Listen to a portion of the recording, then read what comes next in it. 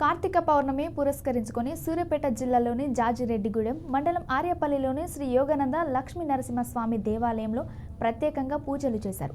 స్వామివారి కళ్యాణ వేడుకకు మాజీ మంత్రి సూర్యాపేట ఎమ్మెల్యే కుంటకండ్ల జగదీశ్వర్ రెడ్డి, సునీత దంపతులు, తుంగతుర్తి మాజీ ఎమ్మెల్యే గాధారి కిషోర్ కుమార్ కమల దంపతులు ముఖ్య అతిథులుగా హాజరయ్యారు. ఆలయ అర్చకులు పూర్ణకుంభం స్వాగతం పలికి ప్రత్యేక పూజలు నిర్వహించి ఇరువును దంపతులకు ఆశీర్వాదం అందజేశారు.